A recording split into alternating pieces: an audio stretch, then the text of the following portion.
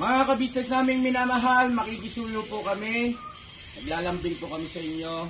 Kung maaari po sana ay pakisuportahan natin Alminda Cariaga Mix Vlog.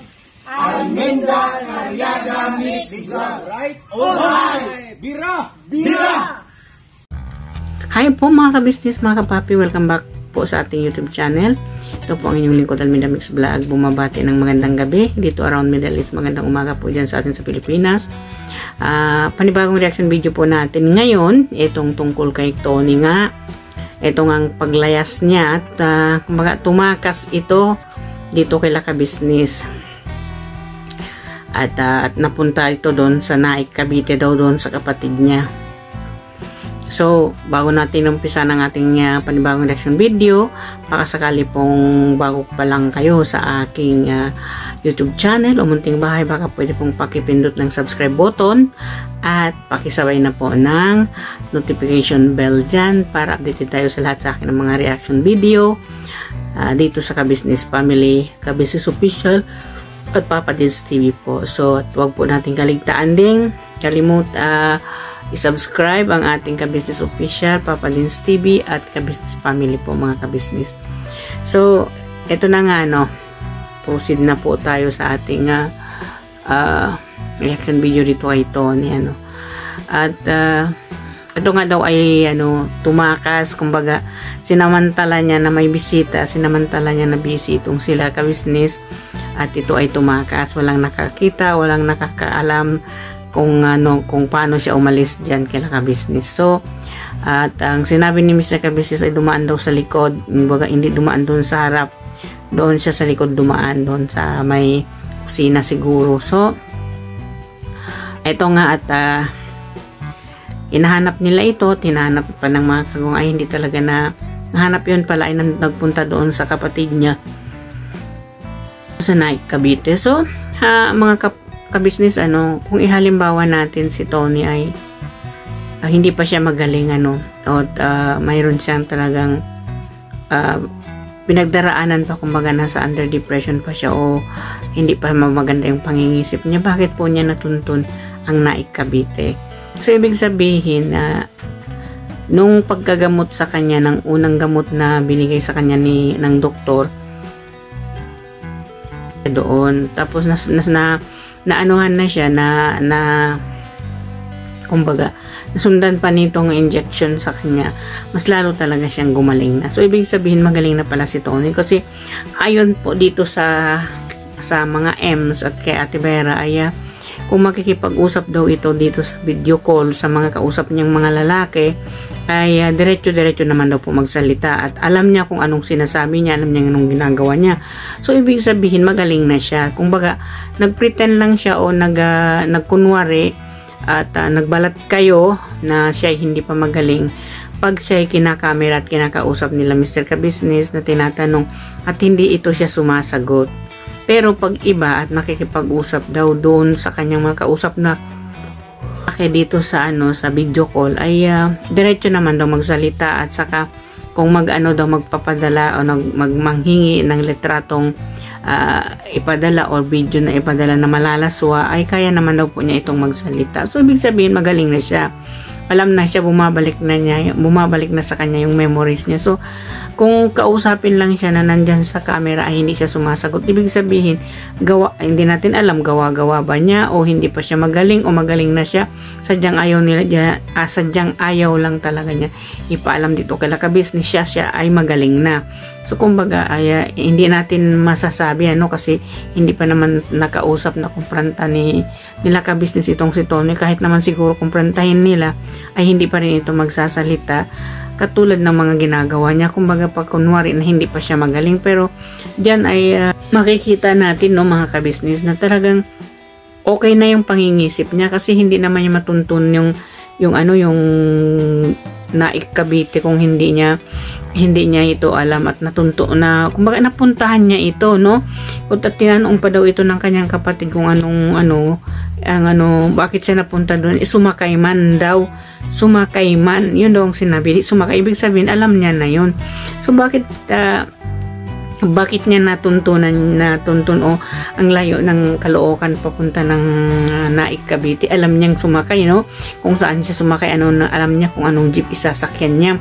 At natuntun naman daw talaga niya ito. At ito si Tony, mahilig daw magtanong kung saan ito, kung saan yan. Kung ibig sabihin, hindi na siya sinasabi natin wala sa tamang pangingisip. Okay na siya, maayos na siya, pero dito ka-business, pinapakita niya pa rin kung kinakausap siya, sila, ay kumbaga, hindi siya nagsasalita at hindi siya nagpapalabas na talagang siya ay magaling na. Kumbaga, pinapakita pa rin niya na hindi pa rin siya magaling. Dito ka-business. So ayun na nga atin na ito ay nakausap na nila Intoy, bagamat wala man yung mag-asawa Mr. and Mrs. Ka-Business, at nakausap nila Intoy itong kapatid ni Tony na si Christian, na siya yun nagsabi na nandoon daw sa kanya. So yun, tinanong nila Intoy at saka pinaliwanag niya ito. At isa pa ang nakakuha sa akin ng attention doon, nang sinabi nitong si Christian na dati naman daw talaga ay hindi siya ganyan na nanghihingi sa mga lalaki, ang ganyan. Kumbaga, hindi siya bakla. Hindi siya gay noon, nang hindi pa daw siya nagkasakit sa pangingisip. Kasi mayroon nga daw itong nililigawan at nagugustuhan ng babae. So, eto mga ka-business, mga kapapi. Ang style kasi siguro itong si Tony, sa akin lang observation o sa aking opinion, sa aking sa aking opinion na i-reactionan ko. Eto siguro si Tony ay hindi siya totally na bakla. Kumbaga, silahis lang siya. May gusto siya sa lalaki, may time siyang gustong sa lalaki, mas gusto rin niya yung babae. Halimbawa, at ito yung nabanggit ng kanyang kapatid na mayroon siyang girlfriend. Diba? Kasi alam naman natin yun na sinabi rin niya yan sa vlog ni Ka-Business na unang naalala po ninyo yung vlog ni Ka-Business nang yung ginupitan siya ay tinanong siya ni Nika kung siya ay may girlfriend na may nililigawan. Sabi niya mayroon daw at siya ay gusto na niyang mag-asawa. So ibig sabihin doon, etong si Tony ay hindi siya definitely talaga na yung tawag doon, yung formal na talaga pag bakla, yung katulad ni nitong si Martha, 'di ba? Kasi nakikita natin talaga na ganoon siya. Pero ito siya kasi hindi, kasi yung ganyan talaga yung mga silahis na kumbaga hindi sila nag-aayos ng babae, hindi sila nagbibihis ng babae, pero mayroon silang pusong babae, kumbaga mayroon din silang pusong lalaki, kumbaga. Kasi tingnan nyo ang sinasabi pa ng mga M's ay ang lagi daw niya itong tinititigan si Boss Dave at saka si Papa Dins, kasi ang lagi daw niyang sinasabi pogi. So ganito, siguro nung nandyan na siya kay Ka-Business, wala kasi siyang makikitang gaanong babae. So ang nakikita lang niya dyan ay yan si puro lalaki, kumbaga nandyan siya sa loob ng pantasya ng mga lalaki. So hindi niya kumbaga doon niya ilalabas niya yung kanyang tunay na pagkaano, dahil nga wala siyang nakikitang, mayroon man siyang nakikitang babae. Alam naman niya yung mga babae ay hindi na available, kasi natandaan po natin mga ka-business, mga kapapi, na nag-vlog si Papa Dins at kasama yan si Tony, at mayroon niyang dumaang babae, nilingon niya ito at tinitigan niya. So ang pagkasabi ni Papa Dins, siguro ito si Kuya Tony ay chikero noong una, kasi marunong siyang tumingin ng sexy at maganda. Kasi ang nabanggit pa ni Tony doon, maganda, sexy. So ibig sabihin, humahanga siya sa babae. For a meantime, humahanga din siya sa lalaki. So si Lahis, kumbaga, hindi natin matutukoy kung ano yung kasarian talaga niya, kasi ganun may gusto siya sa babae, may gusto siya sa lalaki. Nabanggit din naman yan ng kapatid niya na mayroon daw siyang nililigawan na babae, may gusto siyang babae. Kaya kumbaga ang paliwanag nitong si Christian ay parang hindi siya kumbinsido na talagang bakla itong si Tony. Parang ganun. So ipalagay na natin anong ibig sabihin doon sa mga nakita nila na itong si Tony ay kumbaga nag-exchange sila ng mga photo. Humihingi siya sa mga kachat niya, ka-video call niya ng mga lalaki, humihingi siya na isendingan siya ng litrato, pero yung litratong malalaswa. Siguro, dito nang napunta na siya dito, kumbaga unti-unti nang bumabalik yung kanyang pangingisip na normal. Yun na yung naisip niyang libangan niya na ang tatawagan niya yung mga lalaki na nakukusunadahan niya. So, ayon dito sa kapatid niyang itong si na parang lang daw tawag dito, parang nagtitrip lang daw itong si Tony. Kung pinagtitripan niya yung mga lalaking kausap niya o hinihiyan niya ng ganito, ibig sabihin na hindi siya totally talagang na sinasabi nating bakla, di ba? Kung pinagtitripan niya lang ito. Kasi kung pinagtitripan man niya ito, mga kabisnis, mga kapapi, ay kumbaga, isang beses lang yan gagawin niya kung pinagtitripan lang niya yung isang tao. Hindi yung maraming tao siya nakakausap, maraming lalaki siyang nakakausap. So, yun kasi ang nasabi ng mga M's na tsaka si Ate Vera na rin na nakita daw nila yung cellphone. Talagang marami siyang lalaking kausap. So, na natin doon na talagang nakikipag-usap siya sa lalaki at humihingi siya ng mga litratong maselan ng mga lalaki at ginagawa din niya ito na naghuhubad siya, sinisend niya rin doon sa mga lalaki yung mga litrato niya na at ibig sabihin nung pagkamulat ng isip niya, pagkamulat niya ng bumalik niya sa normal ay yun na nga, naging na talaga siya. Lumabas na talaga yung pagkabakla niya.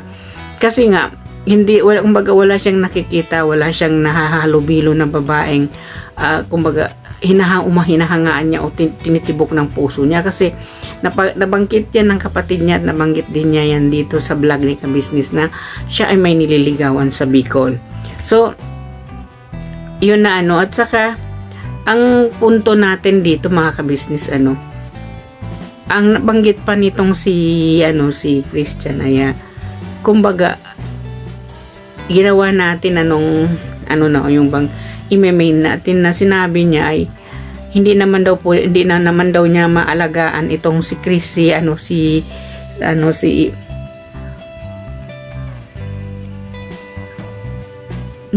sabi niya eto ang sabi nitong si Christian, hindi naman daw niya maalagaan ng todo itong si Tony dahil mayroon din daw siyang ginagawa, mayroon din daw siyang trabaho. At saka kung pwede daw ay ibalik na lang daw niya doon kila Ka-Business yung kapatid niya. So, maisip natin kapatid mo yan magkadugo kayo. Kaya nga siya umalis doon kila Ka-Business kasi gusto kanyang makasama. Kumbaga gusto niyang makita o makasama itong si Christian. So dito napunta kay Christian ay gustong ibalik ni Christian doon kila Ka-Business ito. Kumbaga hindi daw niya kayang alagaan, kumbaga kahit siya, ibig niya sabihin, kahit siya ay kulang pa doon sa kinikita niya. So ibig sabihin ayaw niyang humandal ng responsibility dito sa kapatid niya kaya gusto niyang ibalik doon kila Ka-Business. So, yun ang ang banggit niya, So, kung halimbawa, kapatid ka, magkadugo kayo. Sa hirap at ginhawa, ikupkupin mo yan, alagaan mo yan kasi kapatid mo yan. So, dito sa side ni Tony ay para bang talagang ayaw niya na magkasama sila o doon sa kanya titira o alagaan niya itong si Tony. Kumbaga, kaya kasi sinabi niya yun at sinabi pa rin niya dito kila Intoy na sinabi niya ay pinayuhan nga daw niya itong si Tony. Okay na yung tinirahan doon. Kumbaga, bla bla bla, kompleto. May pagkain siya, mayroon pa siyang sweldo. Kumbaga, lahat ibinigay sa kanya ng pagmamahal o atensyon lahat. So, bakit pa nga daw itong umalis doon? So, hindi natin alam kasi noon pa naman talaga itong si Tony laging tumatakas, di ba? Tumatakas siya dito kay Ka-Business kasi pupunta nga siya doon sa kapatid niya itong si Christian. So kung halimbawa magpamilya kayo o magkapatid kayo, that time na nakita nila ka-business itong si Tony, nananawagan si ka-business kung sinong makakakilala, imposible hindi ito napanood ni Christian, at naalam naman niya ito, di ba? Kasi kumontak na ito, kumbaga kumontak siya dito kay ka-business kung saan kumbaga yung nagpahiwatig na siya na siya ay kapatid, bla bla bla bla ganito, pero inaantay siya ng ng ka-business family na dumalaw o makiusap doon kay Mrs. ka-business, pero hindi siya nagpakita at binigay na rin nila Mrs. ka-business kung saan sila, yung address kung saan sila nakatira, pero hindi pa rin siya nag-show up, di ba? Kung ibig sabihin wala siyang interest ditong makita o alagaan yung kapatid niya. Baga para bang sa atin, sa paningin natin, yung para bang kinahihiya niya itong kapatid niya, diba? At yun pa yung mga nabanggit niya, 5 years na daw siya hindi umuwi sa Bicol, kaya hindi niya alam kung anong nangyayari kay Tony. At ito daw ay nag-umpisa na nagkaganyan siya, na naging bading nung nakikipagbarkada siya. So ipalagay na natin doon sa pakikipagbarkada niya, once na naging silahis ka o naging bakla ka, kahit magbarkada ka pa, kung ano na yung totoo mong kulay, yun pa rin at yun ang lalabas. So dito napagtanto ni Intoy, na sinabi ni Intoy na baka naman kaya siya napagtripan dahil doon sa nalaman nila siya nga ay bading. Isa na rin yun, kasi tingnan ninyo, okay, pinagtugma-tugma ko yung mga kwento nitong si Tony. Kumbaga pwede mong i-analyze kung ano yung ibig sabihin siguro doon din ang punto ni Intoy yun. Ako sang-ayon ako doon, mga ka-business, na sinabi ni Intoy doon siya pinagtripan dahil nalaman nila nga ang kasarian niya. Oo, ganon. Siguro ito, si Tony na nakipagbarkada, nakipag-inuman, at kumbaga lumabas yung pagkatotoo niyang na siya, kung sino siya, di ba? Na lumabas yung pagka-gay niya. Nung nagkabarkada siya, tapos nakipag-inuman siguro siya, lumabas yung pagka-gay niya doon. So, siguro may, kung baga, ipalagay na lang natin, kaya siguro siya napagtripan, o baka naman mayroon siyang pinosonada doon na isa sa kasama niya na nagustuhan niya. So, dito niya ninilabas nung siguro siya nalasing na, di ba? Kasi yun naman ang nabanggit na parang, syempre ipahalimbawa natin ako doon sa sinabi ni Intoy na tinanong niya doon sa kapatid, kung medyo parang mayroon kasing connection na gano'n kasi sa anong dahilan na bakit siya